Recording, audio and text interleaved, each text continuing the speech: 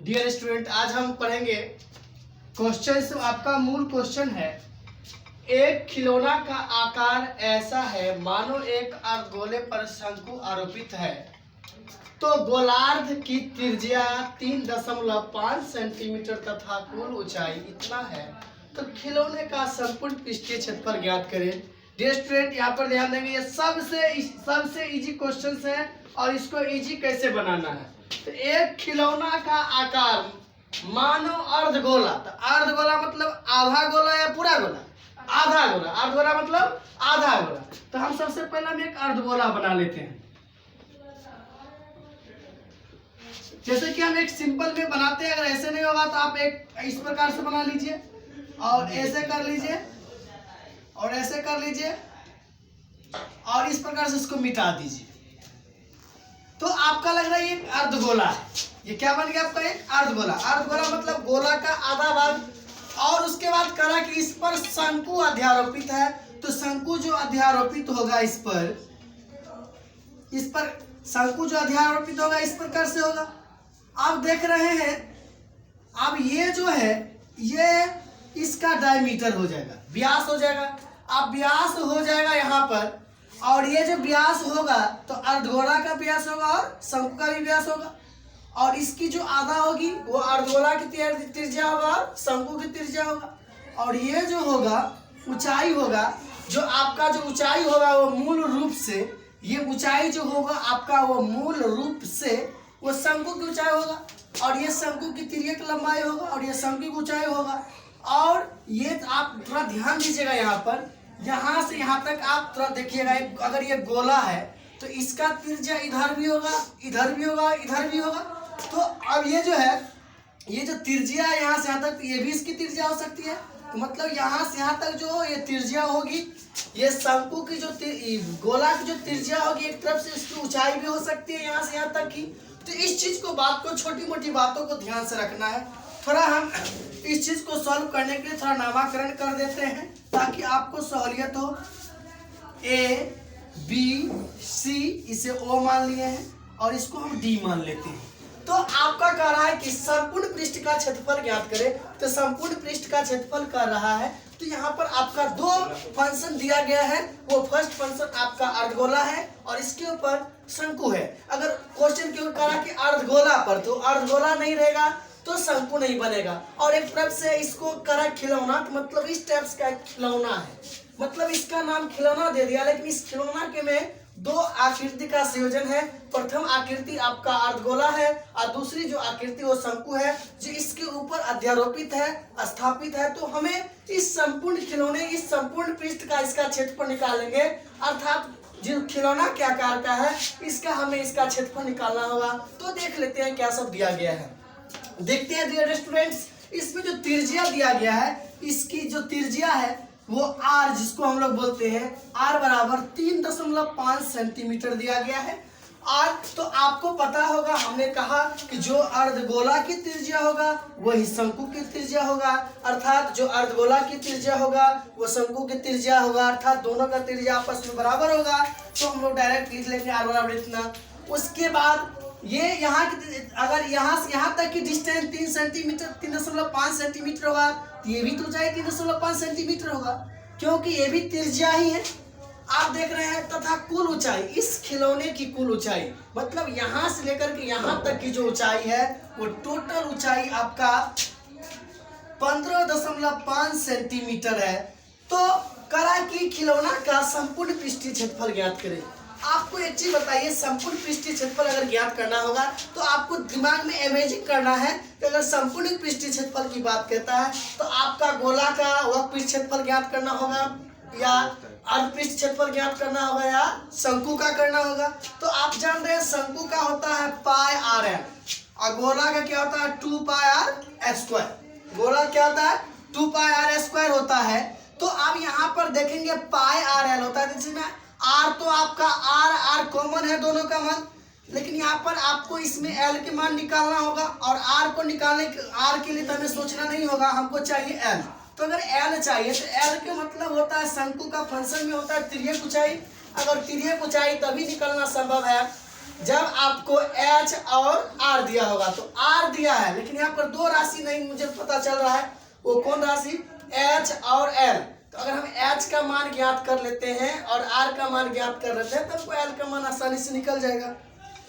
तो आप बताइए टोटल यहाँ से यहाँ तक का डिस्टेंस है कितना सेंटीमीटर। तो हम यहाँ से यहाँ तक डिस्टेंस को हम मान लेते हैं AD बराबर 15.5 सेंटीमीटर। आप देख रहे हैं और यहाँ तक डिस्टेंस है OD बराबर आपका 3.5 सेंटीमीटर।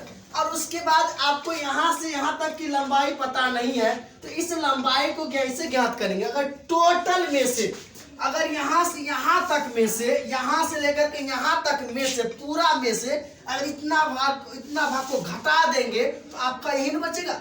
मान लीजिए अगर पूरा दिया गया है इतना, जिसमें से इतना जो है आपका दिया हुआ है, तो अगर इसको काट देंगे हटा देंगे तो यही न बचेगा। तो आपका ये भाग यही है। तो टोटल यहाँ से लेकर के यहाँ तक, टोटल यहाँ से लेकर यहाँ तक की ऊंचाई ये है। उसके बाद आप देख रहे हैं यहाँ से लेकर यहाँ तक की जो लेंथ है वो 3.5 सेंटीमीटर है। तो टोटल में से इतना को घटा देंगे तो आपका यही तो बचेगा। तो हम लोग निकालेंगे ये यहाँ से यहाँ मान है क्या है AO। तो AO बराबर क्या होगा, AO बराबर AD माइनस OD। तो AO बराबर AD का वैल्यू क्या होगा डियर, AD का वैल्यू हो जाएगा 15.5 सेंटीमीटर और माइनस 3.5 सेंटीमीटर। तो आप देख रहे हैं जब घटाते हैं तो AO बराबर आ जाता है कितना सेंटीमीटर, 12 सेंटीमीटर। अर्थात आपको पता चल गया इसकी जो लंबाई है, यानी ऊंचाई है वो 12 सेंटीमीटर है। तो आपको अब पता होना चाहिए, थोड़ा देर के लिए अगर हम चलें, थोड़ा देर के लिए अगर हम इमेजिंग करें इसको हम झांपते हैं तो आपको एक समकोण त्रिभुज दिख रहा है। वो दिख रहा है क्या, AOB। यहाँ पर आपको 90 डिग्री बनता हुआ प्रतीत हो रहा है। तो अगर हम पाइथागोरस प्रमेय का लागू करें तो ये कर्ण हो जाता है, ये लंब हो जाता है और ये आधार हो जाता है। तो हमको कर्ण का मान नहीं है, तो कर्ण बराबर क्या होता है, लंब स्क्वायर प्लस आधार स्क्वायर, या आप कह सकते हैं L बराबर, फॉर्मूला भी पढ़े हैं। तो हम लोग चलेंगे समकोण त्रिभुज AOB में चलेंगे थोड़ा देर के लिए। अगर L बराबर, अगर L माना कर्ण का काम कर रहा है तो L स्क्वायर बराबर पढ़े हैं H square plus R square. तो L स्क्वायर बराबर H का वैल्यू 12 का स्क्वायर होता है और R का वैल्यू 3.5 का स्क्वायर होता है। तो L का जब स्क्वायर हटा देंगे तो ये टोटल वैल्यू रूट में आ जाएगा। तो 12 का स्क्वायर 144 होगा और 35 का स्क्वायर।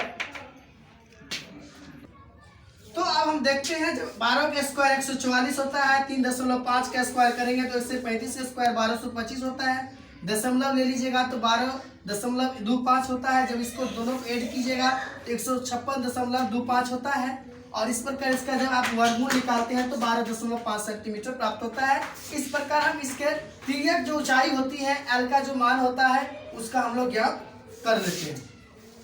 आप जरा सोचिए, अब हमको क्वेश्चन को हल करने में कोई भारी नहीं रहा, हर चीज पता चल गया, इसकी H भी पता चल गया, तिर्यक ऊंचाई भी पता चल गया, त्रिज्या भी पता चल गया, हर चीज पता चल गया है।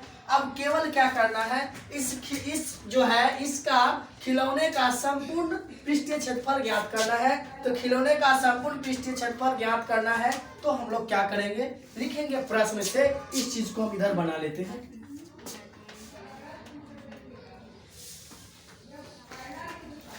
खिलौने का संपूर्ण पृष्ठीय क्षेत्रफल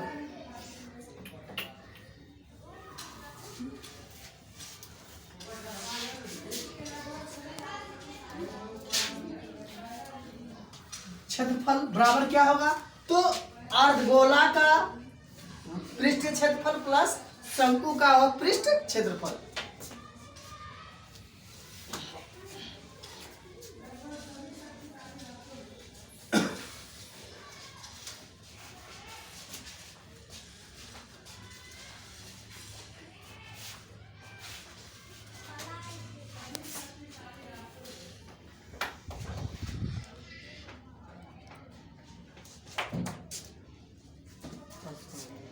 तो आप देखते हैं खिलौना का संपूर्ण पृष्ठीय क्षेत्रफल निकालने के लिए क्या करेंगे, ये जो आपका अर्धगोला है, आधा वो गोला है, इसका अर्धगोला का पृष्ठीय क्षेत्रफल निकालेंगे उसके बाद इसके ऊपर जो शंकु है उसका वह पृष्ठ क्षेत्रफल निकालेंगे। तो अर्धगोला का पृष्ठ क्षेत्रफल क्या होता है 2 पाई आर स्क्वायर और शंकु का क्या होता है पाई आर एल।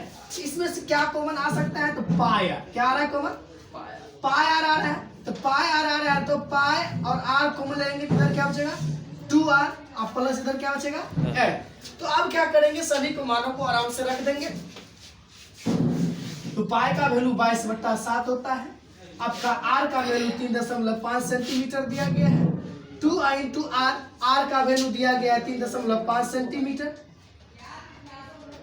अब प्लस l और l का मान कितना निकला है 12.5 सेंटीमीटर। अब देखते हैं यहाँ पर, अब इसको हम लोग काट कर देखेंगे सिंपल वे में इसे काटना चाहेंगे तो दशमलव बढ़ाएंगे तो 10 आएगा। सिंपल तरीका से काटना है 7 5 35, 5 एकम 5, 5 दूना 10, 2 एकम 2, 11 दूना 22। इधर आपका मिल गया 11 सेंटीमीटर। जब इसको दोनों गुना करेंगे 2 दशमलव मतलब 2 को 3.5 से तो आपका 7.0 सेंटीमीटर आएगा प्लस 12.5 सेंटीमीटर। अब जब इसको हम 11 सेंटीमीटर को इस दोनों को जोड़ करके 19.5 सेंटीमीटर के साथ गुना करते हैं 12 7 19, तो उस कंडीशन में आपको इस टोटल को गुना करके आपका आ जाता है 214.5 सेंटीमीटर स्क्वायर। इसी प्रकार आप किसी भी संबंधित आयतन या आयत या उसके पृष्ठीय क्षेत्रफल से संबंधित ग्राफिकल जितने भी क्वेश्चंस होंगे आप इस प्रकार से उस क्वेश्चन को आसानी से बना सकते हैं, चाहे कोई भी क्वेश्चन हो। यदि आप क्वेश्चन की गतिविधि को यदि बढ़िया से समझ लेते हैं, चाहे कोई भी आकृति क्वेश्चन हो, इसका हर एक जवाब क्वेश्चन में दिया हुआ रहता है। और अगर आप क्वेश्चन को पढ़ करके यदि आकृति को तैयार कर लेते हैं, समझिए आपका क्वेश्चन बन गया। बहुत सबसे माइनर बात होता है, जिसको क्वेश्चन पढ़ना आ गया समझ लीजिए उसको सवाल बनाना आ गया। वो कैसे? तो लोग कहते हैं क्वेश्चन तो पढ़ करके सुना देते हैं, तो क्वेश्चन पढ़ने का तात्पर्य होता है क्वेश्चन को समझना, क्वेश्चन के प्रत्येक लाइन पर में उपस्थित शब्दों को समझना। तो इसमें बहुत सारे बात है, अगर इसको आप समझ लेंगे तो समझ करके उस चीज को क्या कर रहा है उसको आप ड्राइंग करेंगे, और ड्राइंग करने के अंतर्गत जिसकी आवश्यकता है उस चीज को पूरा करेंगे।